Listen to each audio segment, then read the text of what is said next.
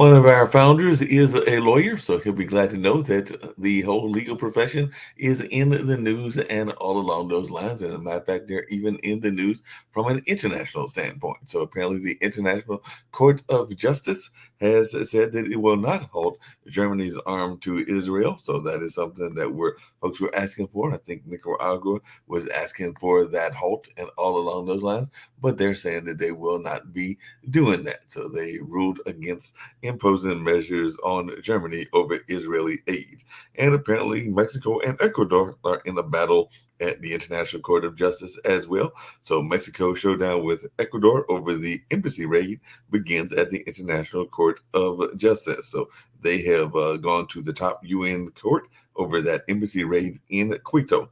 So we'll see what happens in that space. So yeah, there is an international court, and I guess that they're looking at some issues from a standpoint of what's going on. I know that there's even been some folks that wanted to put arrest warrants out for Netanyahu and others as well. So we'll see if any of these legal wranglings that are taking place on a international basis have any kind of consequences or anything along those lines. Apparently, Georgia's FN Shelley has lashed out at the West amid the foreign agent bill crisis. So, Georgia bill targeting foreign interests has drawn protests, and the Georgian parliament is to vote on a foreign agent bill second reading. So, there's all kinds of things going on in the Russian theater as well. And the ICC faces threats from Congress over the Israeli arrest warrant. So that's something else that I was mentioning because Israeli officials are apparently worried about a secret ICC arrest warrant and all in that space, even for top officials. And the U.S. is urging countries supplying weapons to Sudan's warring parties to stop doing that. They're urging them to stop doing that whole kind of action of supplying weapons to that particular part of the world. So, U.S. warns of an impending large-scale massacre in the capital of Sudan's North Darfur. So, the U.S. appeals to the UAE and others to stop support for Sudan's warring parties. And the Chinese water cannon damages a ship in New South Sea China flare up. So that's something going on. So, we always can have to talk about what's going on with Ukraine and Russia, but there are things going on with China as well. I know yesterday on the news we were talking about this fear of China and all along those lines. And the White House is saying that the reported Indian role in an assassination plot is a serious matter. So, Indian intelligence services take a deadly turn, and the White House is voicing concern over the Indian intelligence services' alleged role in the assassination plots. So, definitely, even though the India spy chief has been cleared of a plot to kill the Sikh activists and all in that space. So, like I said, there's all kinds of things going on in the world, including the fact that Prajwal Ravana and this whole notion of a kind of sex abuse tape that is going on as well. So, an India politician is seeking re-election and has been accused of making 3,000 sexual assault videos and has been accused of using them for blackmail. So that is something else going on as well. And for those of you that are into stories and into the whole kind of world of entertainment, there's all kinds of sad news coming from Ukraine, but this one involves Harry Potter because apparently Ukraine's Harry Potter castle was hit in one of their recent deadly Russian strikes. So definitely it looks like that particular castle was damaged in that particular latest strike. And Scotland's first Prime Minister, Humza Yousaf, resigns after the coalition falls apart. So we talked a little bit about that on yesterday. And we also talked about the fact that Blinken meets with Xi Jinping in China in China visit to discuss the relationships. So apparently in Beijing, Blinken was confronting China over its power in the Russian war. So that's something going on as well. And of course, there are some people that are concerned about what's happening in that space. And if you wanted to know about some climate news, apparently the world's most advanced economies just agreed to end coal use by 2035. But of course, there's a caveat as well. But definitely looks like there is a deal to quit coal by 2035 as those G7 ministers gathered in Italy for strategic talks on climate change. And the G7 is to target six-fold expansion of electricity storage. And the Houthis are firing 3 missiles at a vessel operated by shippers that trades with Israel. So Yemen's Houthis damage an oil tanker, and that's something else that we're seeing in the news as well. And Canada's in the news as there is plastic treaty talks in Canada and sharp disagreement over on whether to limit plastic pollution. So that's something else going on as well. I guess folks are trying to figure out how to control the plastic in the world.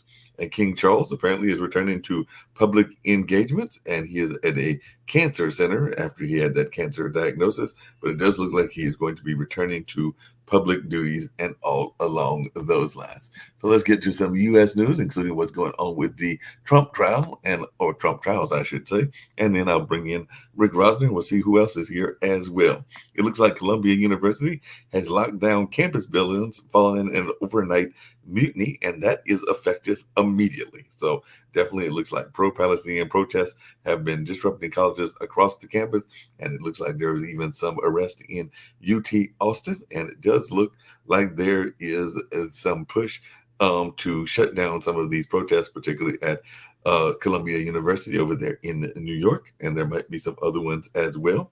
And Florida is preparing for a near total abortion ban to take effect. So definitely that's something that's going on as apparently Florida's 6-week ban will be taking effect, and that was backed by DeSantis, and it will begin on tomorrow, on Wednesday. So that is something else that we're seeing as well. And there was a officer-related shooting here in North Carolina. 8 officers were shot, 4 officers killed during an investigation in Charlotte. So that was in Charlotte, North Carolina, as they were apparently issuing or going after a warrant that was in that area.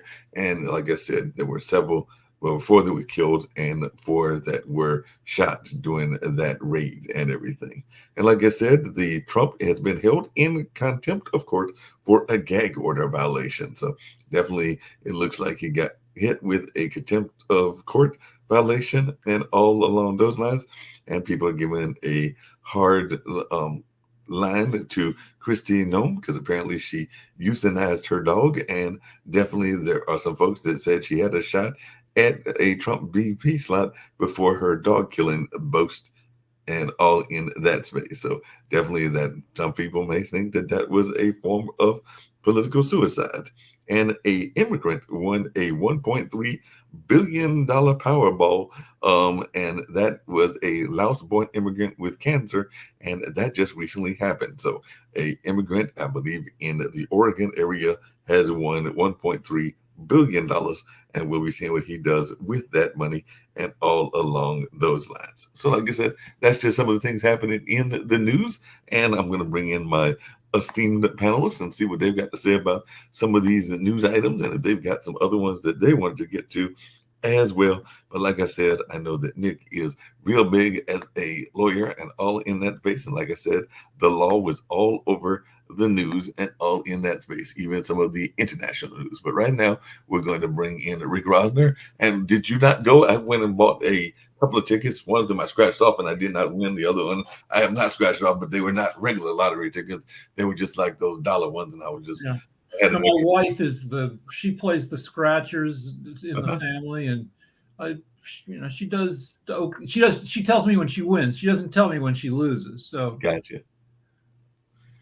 Yep. Yeah. Like I said, well, I scratched off one. I haven't scratched off the other one. I did have 2 rows of 2 sevens because got to get 3 rows in a row, and I had 2 on one row and 2 on the other row. So I think that the scratch off that I did was trying to torture me because I'm going like, wait a minute, that's just not wrong. That you got 2 and you got 2 on the other row, and there was no matches. Yeah, that's how they get you. They make you think you're so close to winning. But. Right.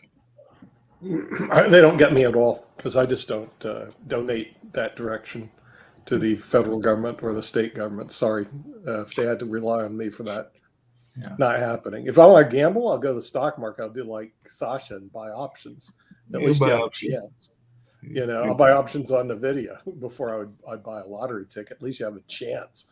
Where Well, the the way lottery, to play the lottery is to wait till the jackpot gets so high that if you buy every possible number, that's true. you You have get positive equity. Yeah, and that's people that's have true. done that, but but it's very complicated. and then you got Yeah. people that do the whole notion of buying as a team. I remember that when we were in the office at Measurement, as opposed to doing it remotely, that there were a couple of folks. I don't think I ever participated, but they bought like collective tickets, and then if they won collectively, they would have to figure out how they were going to split it. And I don't think there was ever any major win. There might have been some small wins in that collective space and everything. But that's what some people used to do back in the day with collective drawing. You know, you buy the group ticket, and then if you win, you split it. I don't think that this immigrant was doing that, because I think he just descended on $1.3 billion, and he was coming from one of the Asian countries, that being of Laos and everything along those lines. But he's now in a new tax income tax bracket and everything, because he came in as an immigrant, and now he's got 1.3 billion. And by the time they do the take away the money that he's lost from the whole ways that they get some, well, they need to probably still going to have like close to, what do you think, 700,000 or something like that? 700 million. But Yeah. but you know, the thing is, they take money away for taxes, and they're giving you the equivalent as a lifetime income. So the 1.3 billion is not the lump sum distribution. The lump sum distribution is an amount.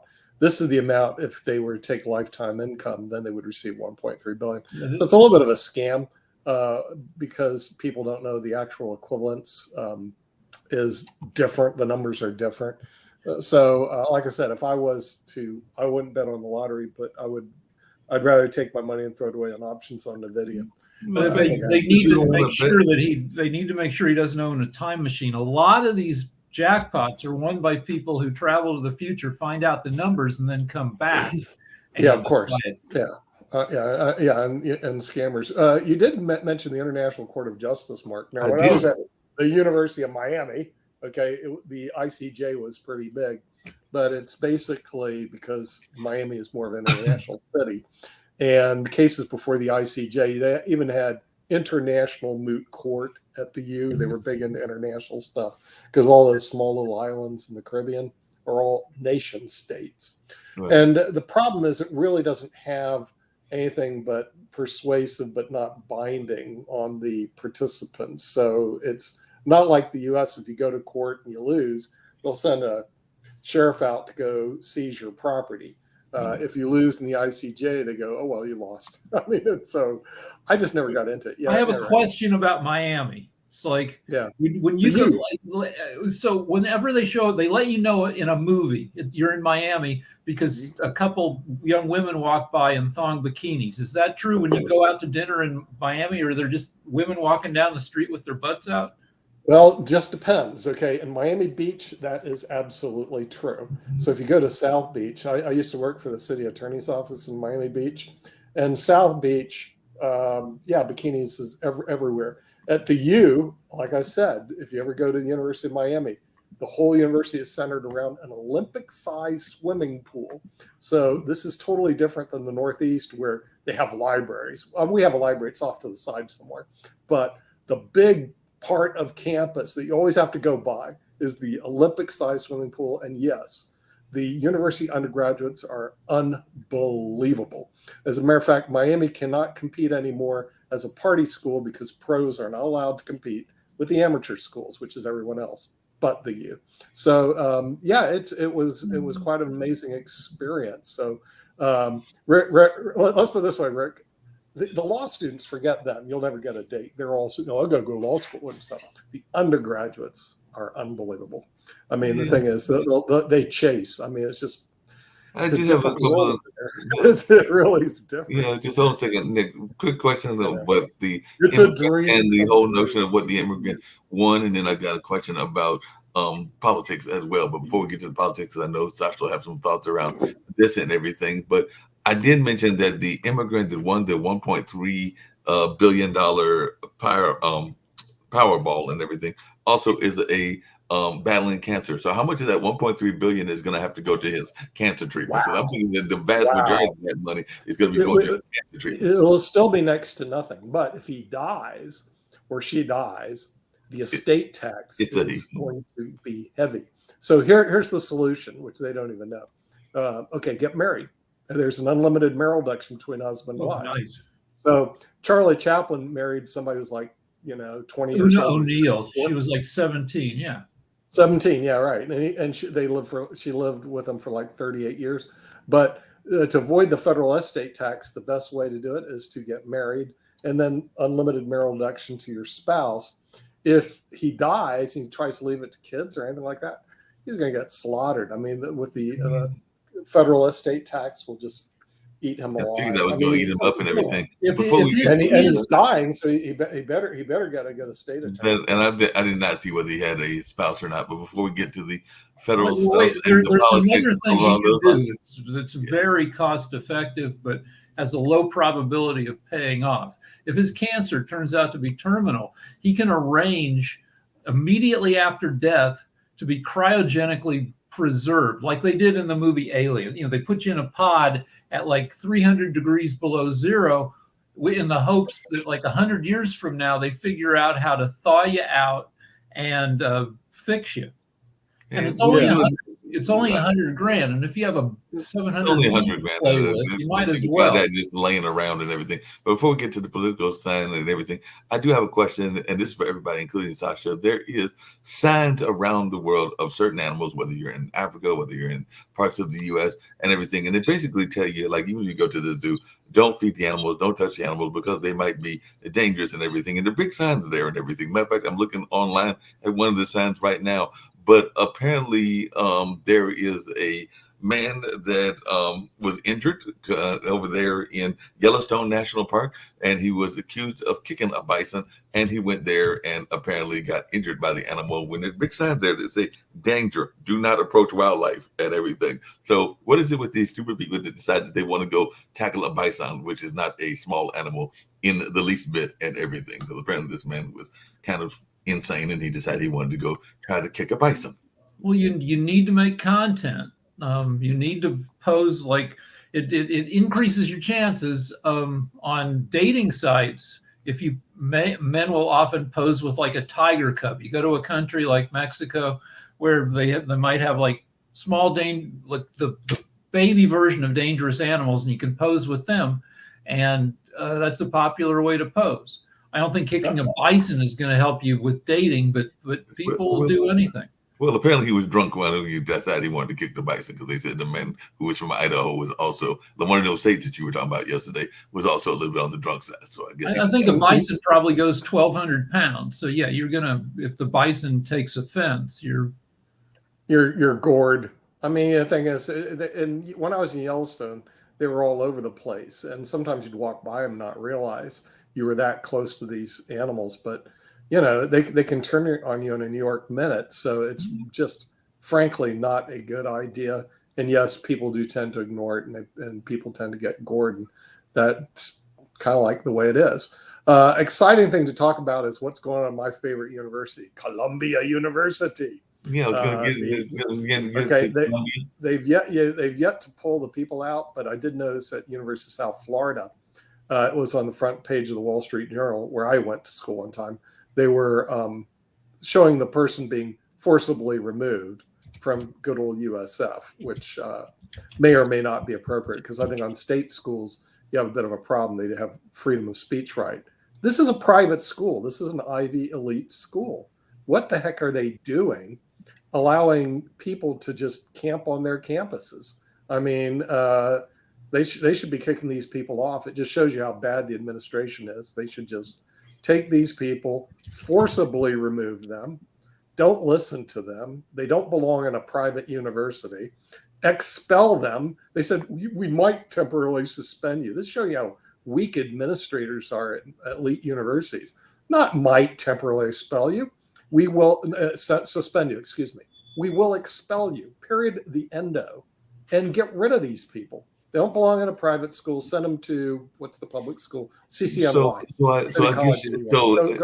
Nick, I guess you would not have approved of the Allen building takeover since Duke University is a private school as well, and they wanted to integrate the university back at that time, and they actually literally took over the chancellor's office, and that's part of the reason that they had some of the changes that were very positive back in the day and everything. I would not approve it. No.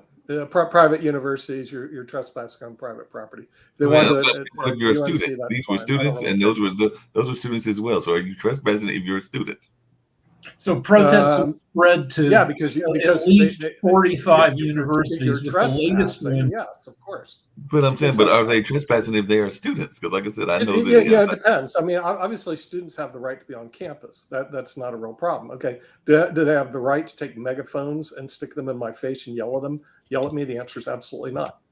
Okay, so I don't care what their cause is. I absolutely don't care. They don't have the right to do that. As my constitutional law scholars say, your freedom of speech ends when it butts me.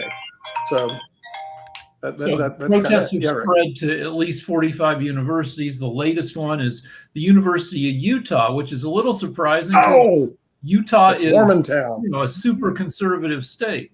No, like BYU, baby, University of Utah. Well, still, it's a state school, so University of Utah is. So I want to back up. I want to back up. So when you were in school, because there are groups of organizations, there are the Young Republicans that I know exist on private schools. They exist on Marquette. There are the Young Democrats. There are organizations like Amnesty International and a number of these other organizations that exist. I told you that I was a member of Amnesty International when I was in school in the 80s. So are you saying that none of those groups that are politically oriented should be able to have their chapters? There are even some that are. So hold on a second, because there are even some that are ethnically oriented. Because I know that they're like at Duke there is an Asian association. I think there's an association of students from Ukraine and the Slavic nation. So you saying that those groups don't need to exist? I really don't care. See, I'm not into all this racial and ethnic divide, so I really don't care. I mean, but if they want to have their organization, that's fine. Okay. If they say, well, we're going to camp out on the university lawn and protest and interfere with other people's rights to graduate, then I do have a problem with that. So do they have the right to walk on campus? Sure. Do they have the right to organize? Sure. Do they have a right to interfere with other people's rights? No, they don't. So, the thing is, as one leader said, that this is not a daycare. Okay. But how is this is a university? How is an encampment interfering with the other students' right to go to school? Because the thing is, they're sitting there parking their stupid tents on Columbia University. Columbia University owns that land, not these stupid students. Okay. So if Columbia University wants them to remove their tents, they need to remove their tents, take their protests, go somewhere else. Yeah. Is that across the board? Because I also know that they're doing not just those kind of protests, but as I said before, I think the town of Garner, which is near us, and everything was saying that people that are not necessarily having a place to live, they're homeless, that they had to abandon their encampments. Well, see, the thing is, this is where you have to distinguish. Like the homeless people in Grants Pass, which is a public space, and this is in front of the Supreme Court. I believe the homeless people have the right to pitch their tents in public spaces. I don't see any problem with that. Okay. So the Grants Pass case, which is before the Supreme Court, they're going to make a decision. But if you're homeless and there's like, I don't know if there's public spaces around the Duke University, but let's say there was some public space. There are. Where is it? Okay. Wherever it is, Mark. And you're homeless. Yeah. You have the right to park your tent. I don't have any problem with that. Now, here's where it differs. Duke University, a private space. No, you don't have the right to park your tent. You get removed. So the difference is private property versus public property. On public property, I don't have a problem. By the way, I don't have a problem with them in University of North Carolina. Protest all you want. Although they're removing students from UNC, I could care less. That's state school. Those are state students. They can do what they want. But a private school like Duke, no. Yes, Rick. So Columbia has a tiny campus because it's right in the middle of New York City. So, there's one big quad. So, if they have protests at my old school, University of Colorado, which is probably a square mile at least campus, it's not as the protesters aren't going to be right in this wherever they, but Columbia, they're right there in the center of everything.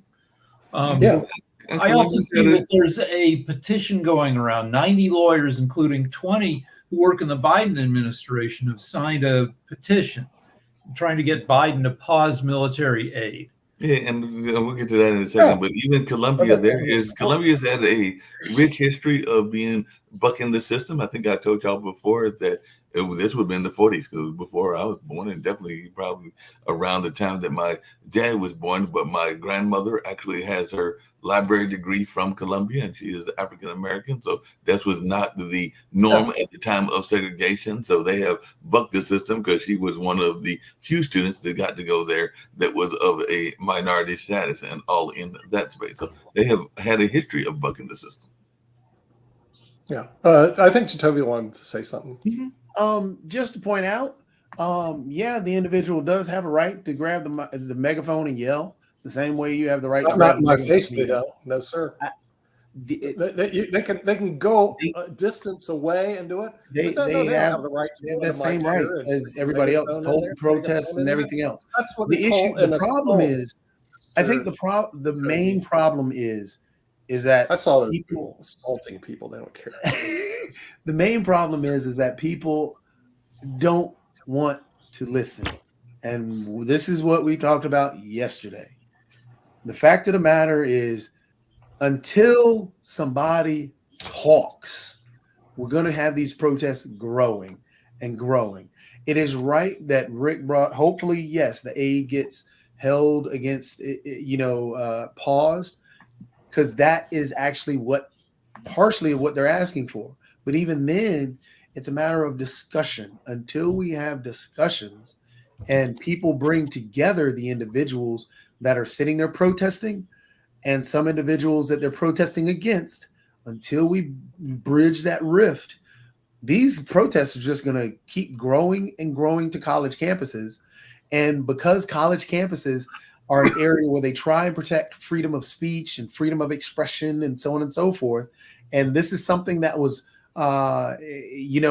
people fought tooth and nail because Ann Coulter was yelled at and people were upset. No, she has to have. So freedom of speech and freedom of expression even protects speech that we can't stand and we think is abhorrent and everything else.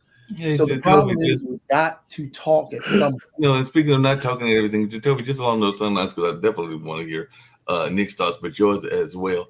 I remember that during Occupy, and it still exists, if you come to downtown Durham, if you're an international person and you ever visit this place, as we're an international network and all along those lines, there is a place that is right in the center of downtown. It is considered a public square. Some people even call it Freedom Square. And they say, I got other names as well, but it's where the bull is. And everybody knows, Durham knows that is the symbol of the bull and everything. So that is a public square. In my understanding, I think the city may have rights to it, but it is considered a public square. And a lot of people have done protests there in the past and everything, but it is near the commercial district. So are you saying that in your mind, Nick, that would not be allowed? Because that's where a lot of protests and even church groups, whether they're on the right or the left, have had their chances at preaching to people. I think even the Black Hebrew Israelites and other folks have been out there as well. But I will not lie, it's near at least 4 hotels and everything. And it's right there in the center of downtown. So would that be considered a place that you would allow a protest? Because I think that's public. Yeah, of course, because you already answered the question. It's a public square. Public square allows public protest. Okay, so if they want to go to the public square and they want to protest, go for it. Line up, do what they have speakers and all this other stuff. I don't really care. Okay, it's totally different than private property. Private property, not your property. Okay, you can't go there and say, well, I'm going to occupy the private property because I'm me and these people need to hear me. Then what they need to do, and Columbia University should do, is remove these people forcibly and not say, well, we're considering suspending you. They should expel them and let's move on and just be done with it. Yeah, Sasha. Well, I see you are really experts on these protests. And I have one question for starters. These people are staying there like for days, for weeks, if not longer. What kind of like toilet facilities are they using? How frequently? I don't know. I've never been a protester. They took over at at Columbia. They took over Hamilton Hall. So Recently, toilets there. before they took over Hamilton Hall. Okay, yeah. See, the thing is, they're no different than the MAGA protesters. Well, they also had, I can tell you, wait, they also had a duty tent. They had a pee and duty tent where you could go in and do your business. These people are worse very bad than the MAGA protesters. Think about it. The MAGA protesters at least had some right because they're on public property to go and storm the Capitol. These people are in private property taking it over. They're no better than the MAGA protesters. In fact, your argument is false. Worse than the MAGA protesters. They so should be here again, this is why until they should be given 20-year sentences, just like the MAGA protesters. Everything you said is false. Until we have discussions. Because the problem is, that's what the MAGA protesters want. Let's go ahead and negate the whole MAGA protester thing, because the MAGA protesters went and broke into the Capitol for they broke into private property because they were lied to. What's going on with the protests right now? Because context matters. The protesters right now, just like the BLM protesters before, just like the women's right marches, just like the "I Have a Dream" speech came out of a march that happened that was all about protests and everything else, because of the actual issues that were going on. And until people stopped and listened, and until people worked on the issue that the people were bringing forth, for example, right now, people are protesting because, again, they're tired of seeing people dying. They're tired of seeing How do they see people are dying? Are they in Palestine? Where are they? They're in New York City. What do they see? What's the propaganda showing to them? They want Netanyahu to stop the war. Go to Israel. Go to Gaza. Protest there. We have to talk just like they have to talk. No, there is no talk. There is no talk. What you have to do is first put the cities in jails and get lawyers, paying them $25,000 to defend. There will be the end of protest. Just like the protesters get louder and louder. That's what happened. This is why we're at this position right now. All you listen to what I'm saying, they keep getting louder and louder. And I can overtalk. I don't care. I can go. You know what's happening at the protest. 25 minutes. I don't know that I will not let you talk. My friend. Okay, let's honestly, if you look at the other individuals that are here on the panel, they're louder. No, you're not loud enough. What's happening? You're not loud enough. Do it louder. Because they get tired of people going back and forth and not actually talking. So until you talk, until you actually listen to what I'm saying, you're not loud enough. We're going to have the same problem. What's happened to your voice? You lost your voice. You lost your microphone. To say something. And if we can be polite and allow you to actually talk, tell you something great. But no, what you want to do is you want to try and talk me. You have very low energy today. It doesn't work that way. Because I can actually professionally talk and keep on going and tell you and narrate the situation that's happening before us. If you look at Mark's not even laughing. Hold on a second. Because this is crazy. And if you just stop and listen. Okay, I'm not going to listen. Oh, now we're going back to this. Now we're going back to this. Okay, you can go. Hold a second. We got a question from Rick. All right, so let's talk about what's actually going on in Gaza, Israel, which is the killing's still going on, but it's slowed down. They're still blowing up stuff in Rafah, in southern Gaza. Israel's put out a new, more compromising ceasefire proposal. The former terms was to get the ceasefire. Hamas had to release 40 hostages. Now they've lowered that to 33. If Hamas does that, they will do a partial withdrawal and an extended period of calm. And so Blinken says it's a good proposal, and it's in Hamas's court right now. Now, I don't know if 33 hostages are still alive, or if the hostages even have to be alive to have the agreement. So the agreement, honestly, and you're right, there is the negotiations have to happen, and it sucks that we're trying to negotiate with a terrorist organization.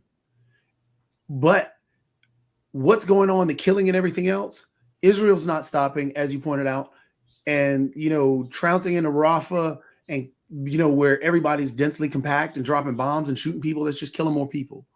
And that's what people are arguing against. People are asking, okay, let's negotiate. Even the people of Israel are asking to cease fire so you can negotiate and get the hostages free. Because that's what we're forgetting about in this whole situation. Yes, Hamas showed the images of the individual that, people didn't even think was alive as a hostage. But how are we going to get him out? Bombing and shooting is not working anymore. At some point, we have to stop and think and actually come up with a way to negotiate. Yes, Hamas, we can all agree Hamas is a terrorist organization. October 7th was an atrocity. We can all agree on these things. We also need to agree that the response of killing 35,000 people is wrong. The response of displacing the vast majority of that area is wrong. The destruction of 60% of that land is wrong. We have to agree on these things and understand that there has to be a better way.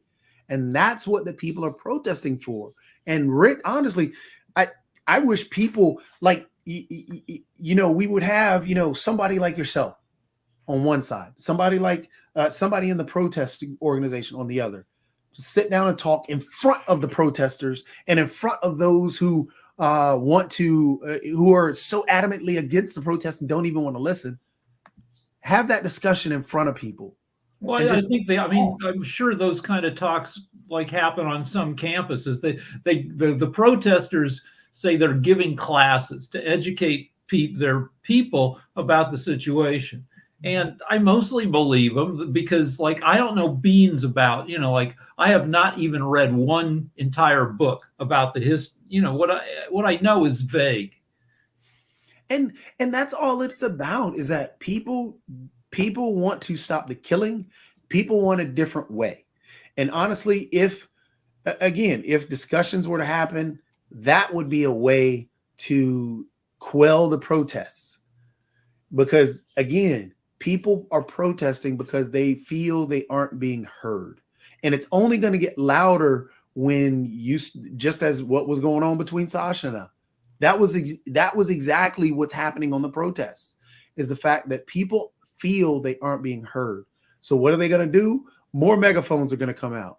More yelling is going to come out. More barricades of buildings are going to happen because you're not listening to what I'm trying to tell you, and they're the problem. And I need you to listen. Really quickly and everything. I do have a question for Rick, because there is one of these campuses that's very small. I don't know the nature of this campus, but I know that California has had some history of definitely some great protests, whether it was Berkeley or a number of other things. But what exactly, or where exactly, is Cal Poly Humboldt? Because apparently they have the most entrenched protests. That's what even California has a great they've got two systems. They've got a state college system and they've got a university system, and then they also have a JC community college system.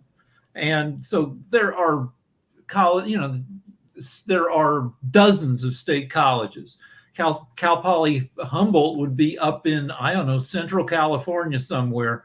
I don't know. I want to say near Chico, but then that would mean I don't even know where Chico is exactly. Well, it says it's in the Redwoods. It says it's in the Redwoods. All right, so that's northern. That's probably 2/3 of the way up to the northern border, and it's probably this little campus with 6,000 students, and it's probably nice. Well, they say that they've got the most entrenched protests, and apparently they have shut down so much that they are, to Nick's point, that they're, I think, going to remote education. But that can happen even in a lot of campuses are doing that. But there's one more thing. The U.S. is building a $350 million floating dock off the coast of Gaza that will be up and running by sometime in May to get more aid into the country. Because, Gaza, for being a tiny country, has 25 miles of beach. So if you're going to bring aid in without running into Israeli troops so much, you have to build a dock, which the U.S. is doing.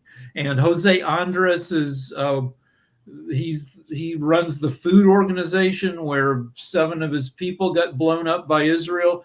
They've started services again there. I wonder if Nick's still here, because the question I had is he was trying to differentiate, and if he is, he can come back, because I know he was trying to differentiate between the public and the private schools, and it does look like they've got different responses, because like I said, the school I went to, Marquette, was a private school, but apparently UW-Madison, which is a public school, is responding to day-long protests, and demonstrators aren't backing down until demands are met, and part of that is around divesting from companies that are giving money to Israel and all along those lines. So that's part of what's going on there. And I think University of Utah, because I know he's got those Mormon ties, as well, is a public school also, but I'm not sure about that. But if he jumps on, he can clarify that. But one of the things I was getting ready to get to, separate from this whole discussion and everything, is in the world of politics, because I know that, ironically, this is one where y'all might agree, but I don't think that either Sasha or Jatovia, for that matter, even Rick, are big Trump fans, but it looks like there are a lot of people that are saying that Trump is leading Biden in the major battleground states. Like I said, I was watching a news report between a Republican and a Democrat. It might have been on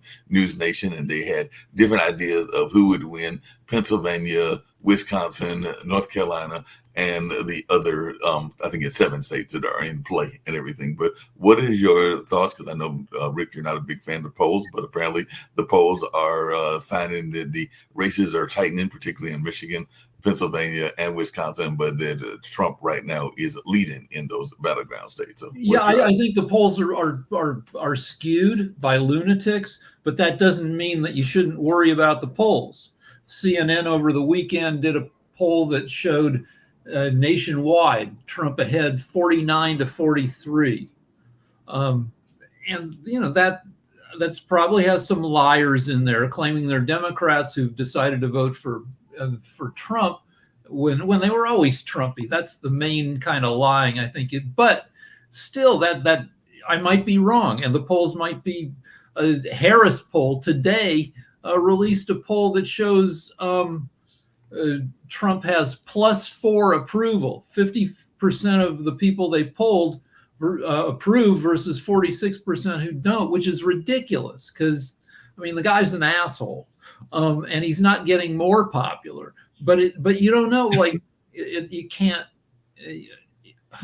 But Rick, in that same area, there are issues, and some of these issues are bellwether issues that some people have certain opinions about. But apparently, the other thing that I saw recently that the Republicans are doing, and Jatovia, you may have some thoughts about this, but several Republican state attorney generals are actually going to challenge federal regulations that seek to protect the rights of transgender students in the nation's schools by banning blanket policies that bar transgender students from school bathrooms aligning with their gender, among other provisions. So the officials argue that new policies would hurt women and girls and trample free speech rights and create burdens for the states, which are among those with laws adopted in recent years that conflict with new regulations and everything. And this is separate, but still somewhat related. And I'd love to hear your thoughts around this. I was watching, sometimes even the fictional shows can bring some very interesting points, because they are sometimes based on reality and all in that space. So I was watching an episode, I think it was 2 days ago, of Equalizer,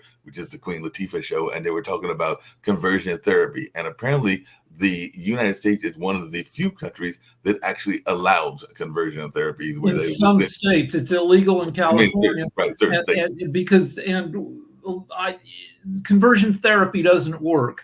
It's similar to pray away the gay. But if you hammer somebody with intense, quote, therapy for months, that somehow you can make them not gay. The best you can do is to scare some kid into pretending, or maybe even becoming deluded into thinking that they're not gay. And then, that can only work for so long. And the other problem, Rick, is that, and that's what I think, and I think you mentioned the 22 states that you just said, but part of what Queen Latifah and her writers were talking about was that it can also push people into this notion of feeling very unsafe and even being in that suicide mindset and everything. So that's something. And also ashamed, like in the old days when people, I mean,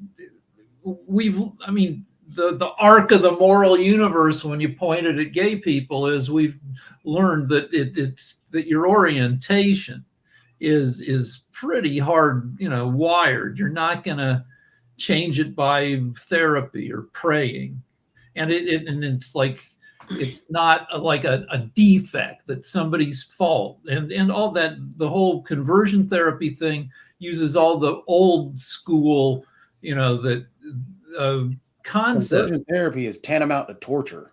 Yeah, I mean, you can make people commit suicide that way, make them feel extreme shame. Yep. I mean, are you telling me you guys have a problem with conversion therapy? Is that what we're going to now? Yeah. Okay. Well, let's talk. Let's leave these people alone. Let's go on to the transgender rights. Okay. So there's somebody, maybe it's Megan Rapinoe or whatever her name is saying that, oh yeah, men can compete in women's sports. And I think the NCAA says, no, they can't. And then a study came out just to confuse the issue that said, well, the transgender men/women aren't as strong as they thought they were. So what are your thoughts on the transgender men? I mean, one of the greatest basketball coaches said that she had no problem with a transgender man playing on her team, and I would agree with her that if there's one that wants to play for Dawn Staley, that Dawn Staley said, I think that was right after she won the championship, or maybe it was right before, that she would be perfectly fine with the player playing for her team. So yeah, but the thing is, she's a coach. She's not a player. She doesn't have Mr. Bully kicking her butt. But go on, Rick. Well, thing one is that most athletes aren't there's a reason that there's one champion in all these, like a sucky male athlete who decides they're trans and competes with women. It's rare that person is championship caliber, even crossing gender lines.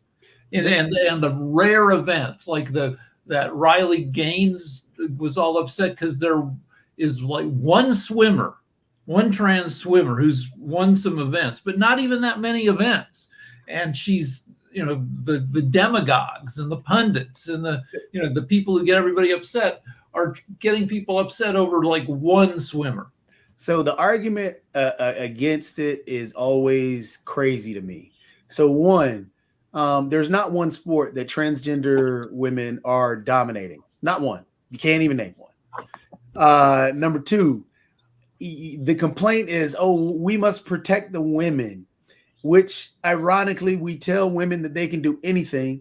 They can even compete with men. But oh no, if there's a transgender woman, we got to protect the women now. Also, it's always about about transgender women competing in women's sports. Right. What about transgender men competing in men's sports?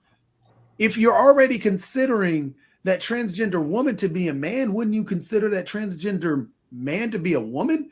So now you don't want to protect women? So the argument is so ridiculous. No, it's based on science. That's the reason you don't let get them it, compete where they are. It is you don't just get it because fine. it's based on science. They're not dominating any sports. There's not a transgender woman that's out there dominating because, for example, even when Leah Thomas was the one who won the one event after losing multiple others, it was okay. She is not even close as a Katie Ledecky who dominates women's swimming.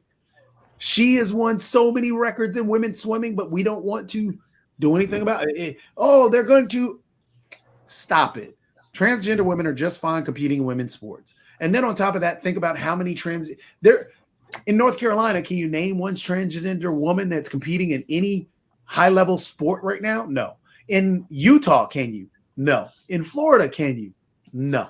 So the thing is, there are barely any transgender individuals competing in sports in the first place. At high-level sports, even more so, it's rare. So now you're saying that we're going to do this whole separate but equal thing. That didn't work before, so why do you think separate but equal is going to work now? So again, let transgender women compete where they are. Let transgender men compete where they are. Accept them for who they are, because that's what they need to be. So you're wrong, but let's go on. Hold on. I've seen one argument that I find somewhat convincing, which is you look at the musculature of the trans athlete and decide on a case-by-case basis whether it creates a big fairness problem. Now, that in itself is a fairness problem, because you shouldn't have to pass any kind of test to compete. But let's say nowadays, some NBA players train like NFL players. You know, they can bench 285 pounds, you know, like a LeBron James. You know, he looks like he's just jacked as heck. He's 6'8". He probably goes, 260. And so let's say LeBron James decided to go trans and compete in the WNBA, and was just knocking the hell out of people that he outweighs by 80 pounds, that she outweighs by 80 pounds. Does that create a situation? No, that's perfectly fine, right, Jacoby? Go on. So that is an extremist argument. That's like arguing, hey, what if a unicorn runs in my house right now? I need to protect my house from unicorns. That's never going to happen. And then also on top of that, that would be great. That would be the best movie in the. That would be that is a horrible argument. It's a great argument. The reason it's a horrible argument. It's a horrible argument, but it's a great comedy. You should have been a lawyer. Well, they've already done that. That was Joanna Man. So it's a horrible argument in the fact that, one, we're already forcing women in sports to prove that they're women because they have to have particular estrogen and testosterone levels. They literally have to be checked to be a woman. There was actually a woman, a two-time Olympic athlete who won, but she was banned because they felt that her testosterone levels were too high. Because she was a little bit intersex. She had she maybe had some gonadal tissue. She'd been a woman her whole life. She presented physically as a woman, but she had high testosterone. I've known two guys and one woman who was my girlfriend, which made things exciting, with naturally insanely high testosterone levels. It happens. And this was a woman. She was another bouncer at a bar we both bounced at. Much better bouncer than me, could just take anybody to the ground. But still all woman, just a little testosterone-y. Yep. Like, there are some people like that and everything. Just really quickly, because we only got a few more minutes to go before we had to bounce to Ukraine, Russia, and China and everything. But there was another story that I was curious to hear y'all thoughts about, because a lot of times we talk about food insecurity and food notions, and there is a major company out there that is in deep trouble because apparently over a several year period, and if you go to any grocery store, you will have heard the name Tyson Foods. And apparently Tyson Foods has been accused of dumping millions of pounds of toxic pollutants directly into the American rivers and lakes over the last 5 years. And they're saying that threatened the ecosystem, endangering wildlife and human health. And that's what a new investigation reported. But they're saying that nitrogen, phosphorus, chloride, oxo, and even cyanide were among the 371 million pounds of pollutants released into the waterway by just 41 Tyson slaughterhouses and mega processing plants between 2018 and 2022. So we're not talking that long ago and everything. But what is our thoughts about the notion of Tyson doing this massive dump? And apparently that there are others probably like Tyson that have done similar things. But what are our thoughts about some of these food factories not being investigated? We kill and eat 8 billion chickens a year in just the U.S. Worldwide, 70 billion. It's a chicken holocaust every freaking day. And so the companies and like the Walmarts of the world, that everybody wants to pay, everybody's all up in arms about the cost of groceries. Well, the pressure on the food, the meat manufacturers to keep their costs low means you have to do factory farming, and you maybe have to be not the most ethical people in the world. And you're going to create a lot of just super nasty waste. The pig duty hits that contaminate like half a mile around the pit when they start leaking. It's if you want industrial scale meat production, bad stuff is going to happen. No, I agree with you on that. I got a quick question for Sasha as we get ahead to the Ukraine-Russia show, and it actually involves Ukraine, Russia, and everything. But before the aid was out there and everything, one of our favorite people, and yes, I'm being highly sarcastic because she wants to vacate the office of Mike Johnson and everything, but Marjorie Taylor Greene had actually put this notion out that anybody that voted for the aid to Ukraine, Israel, and Taiwan would need to be conscripted into the Ukrainian army. So since all of these people definitely voted for that aid, are you ready for them to come join the fight? Because that's what Marjorie Taylor Greene said she wanted. She just says nonsense. She's just a nonsense machine. She suffers no consequences for saying whatever nonsense because she's in a safe Republican district. Nobody is going to knock her out of office. So she's got to get out of dumb things you say, jail pass every day of the year. She can say Jewish space lasers. She can do whatever the heck she wants. There are videos, like her job. She owns a gym. That's her job. But you can go online and watch her work out. And she doesn't even work out right. That's her job is lifting weights properly. No, she's going to do it crappy. And so it's like she's crappy in every way, but that's what gerrymandering and safe congressional seats do. And apparently she wants a bunch of the military folks to come and serve in the military of Ukraine, those that voted and everything. I had mentioned earlier, and this will be the last thing that I brought up, but earlier I mentioned another one of the crazy folks in that camp and everything, Kristi Noem, but apparently she's getting some backlash and she may not get to be the vice president of Mr. Trump and all along those lines, because apparently she lost her dog and killed the dog and everything, did that whole you called it euthanasia. A shotgun blast to the head is not really euthanasia. If your grandpa wanted to be gently released from the world because they had a terminal illness, you wouldn't want Kristi Noem to come in there with her shotgun. That's not a good way to go out.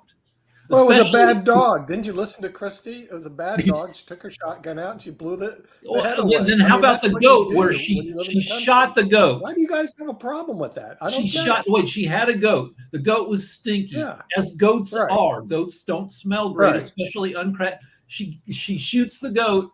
She misses. She only wings the goat. She has to go walk all the way back to her truck, get another shotgun shell. So again, that's So Nick, let me get this right. That's what you do when you live on a farm. I don't know. Nick, let me get this right. So you're all right with the aggressive personality? I'm trying to make sure that I understand this. So you're all right with the aggressive personality of Kristi Noem, but you're not all right with the aggressive personality of the protesters. The thing is, it has nothing to do with it. You're talking about like when I was living in the country and we had these bad animals around. I used to take my gun and blow them away. I mean, that's what you do. I don't know why you city slickers have a problem with that. Bad animals, take gun. Gun comes out, you go. Grr. Now we had semi-automatic, so it was really fast. But there goes animal. It's gone, and your problem eliminated. But all the people who live in cities go, "Oh no, this is horrible." No, it didn't. That's how you control the animals. Well, but although she's also financially she's wasteful. Wire-haired pointer. That's a $2,000 dog.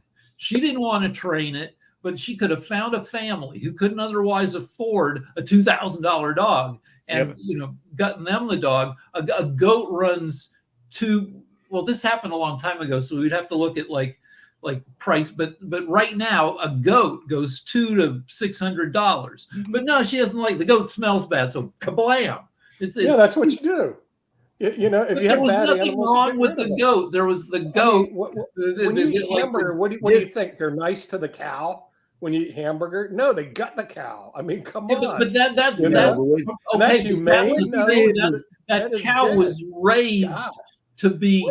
That cow was liberal lunatics. The cow was raised to be meat. Let's stop acting like Kristi Noem is a Southern belle that was on a farm. She had a $2,000 dog that she shot. The thing is, it's a bad dog. simple. It wasn't. What do you think we're going to do? She was Name a the She had dog? a vet that she could have taken the dog to and put the dog down. She was a If bad was owner. She did. She She put it here's down. what happened. He was Boom, no simpleton dog down. person. It's over. So wait And a then minute. on top of Hold that, on a second. Wait a minute. Hold Wait, on. we We have got a to do minute to go. here's So the it's deal. time to to do it end and everything. humanely. It's time to end because we got to get to Ukraine. So if I'm hearing you correctly, Rick's got a dog. I know Toby's got a dog, and any of these dogs that we hear barking on the network, we're just supposed to shoot them.